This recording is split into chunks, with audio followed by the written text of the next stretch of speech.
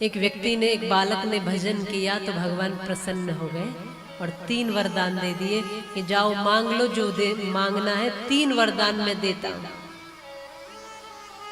3 वरदान मांगने के लिए उस बालक को भगवान जी ने कह दिया। सामने वो बालक खड़ा था, मांगने ही वाला था कि माँ बाप आकर कहते तुम छोटे हो, तुम क्या मांग सकोगे, तुम क्या मांगने लायक हो। हम बोलते हैं एक एक वरदान हम दोनों मांग लेते हैं माता पिता, और एक वरदान तुम मांग लेना। बालक ने भजन किया था, अब 3 वरदान इसको मिले थे, लेकिन मांगने के लिए कौन आ गए? उसके माता पिता बोले हम मांग लेते हैं। अब बालक था, उसने कहा मैं क्या कर सकता हूँ, माता पिता कह रहे हैं, बोले मांग लो। अब माँ सामने आई, भगवान जी ने कहा कि मांगो, क्या मांगती हो? कहा कि प्रभु मेरे चेहरे पे झुर्रियां पड़ गई हैं,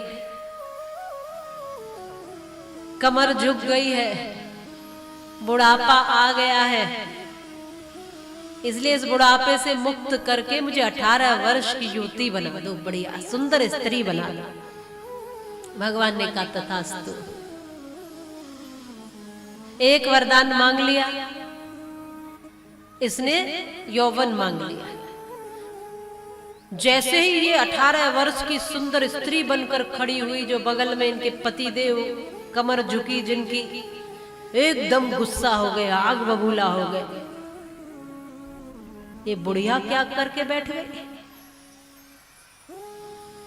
चाहते तो ये भी बुढ़ापे से मुक्त हो सकते थे, लेकिन मन में बड़ा द्वेष प्रकट हो गया, ईर्ष्या हो गई एकदम।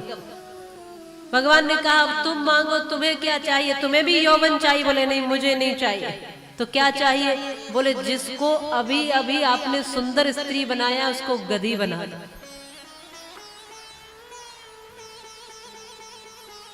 देखा नहीं जा रहा है मुझसे, सहन नहीं हो रहा,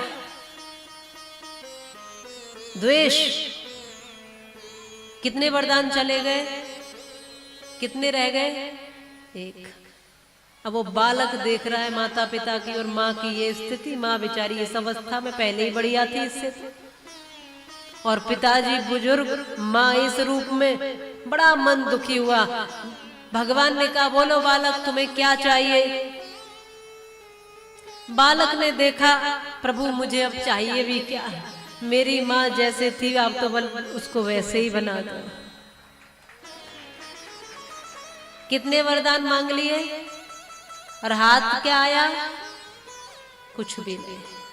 वरदान भी तीनों मांग लिए, हाथ भी कुछ नहीं आया। कई बार हम भी ऐसा ही करते हैं, बहुत बहुत देर खूब कथा भी सुन लेते, लेकिन हाथ कुछ आता नहीं, क्योंकि जिस जगह पर बैठे हैं उस जगह पे होते ही नहीं है।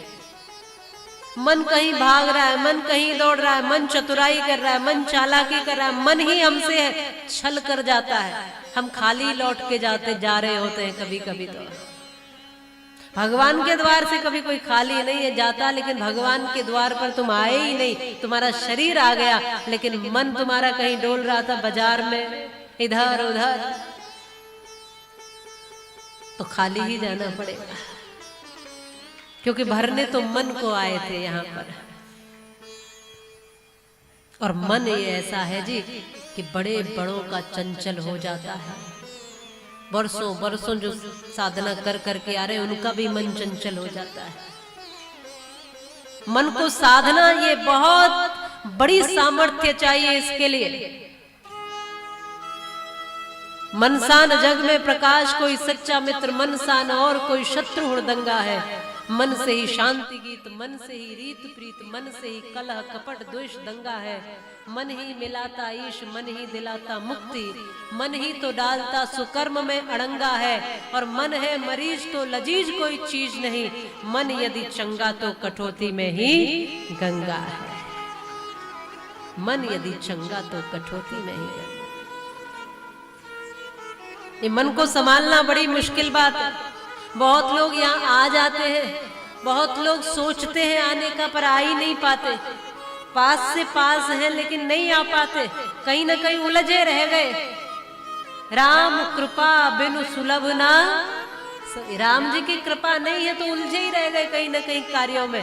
कुछ लोग आ भी गए सुलझ कर तो यहाँ आकर उलझ गए, कुछ लोग यहाँ बैठे तो गहरी नींद में चले गए।